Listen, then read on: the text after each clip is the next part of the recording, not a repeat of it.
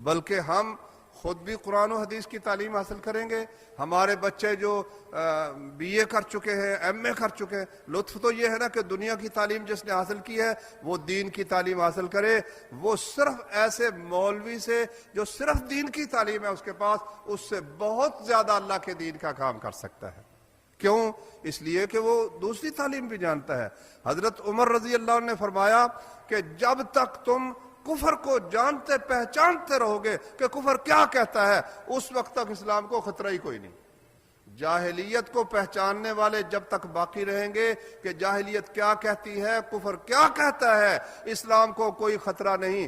لیکن جب کفر کو جاننے والے مٹ گئے پھر اسلام ایک ایک کڑی کر کے ٹوٹ جائے گا. یہ حضرت عمر کا فرمان ہے. تو ایسے نوجوان جو بی اے کر چکے ہیں، ایم اے کر چکے ہیں، وہ اللہ کے دین کی تعلیم حاصل کریں. انشاءاللہ کافر کے سینے میں وہ ایٹم بم سے بھی زیادہ خطرناک ہو کر وار کریں گے اللہ کے فضل و کرم سے. اور ہمارے وہ بچے جو مڈل یا میٹرک ہیں، بچپن میں جس طرح ذہن میں بات بیٹھتی آپ سمجھتے ہیں کہ اس طرح پھر بڑے ہو کر نہیں بیٹھتی. تو میں آپ بھائیوں کو یہ اور اپنی بہنوں کو بھی یہ ترغیب دیتا ہوں کہ اب رمضان شریف کے بعد ہمارے مدارس شروع ہو رہے ہیں.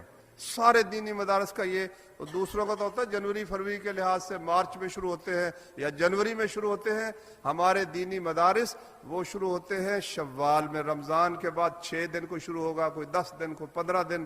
اب یہ وقت ہے کہ آپ اس مبارک مجلس میں ارادہ کریں کہ ہم کم از کم اپنا ایک بچہ، اول تو ہم خود بھی انشاءاللہ العزیز، اگر کوئی شخص 6 سال نہیں دے سکتا وہ 1 سال دے دے، قرآن کا ترجمہ پڑھ لے، کچھ حدیث رسول صلی اللہ علیہ وسلم پڑھ لے. اتنا ہی انشاءاللہ العزیز کافی ہے.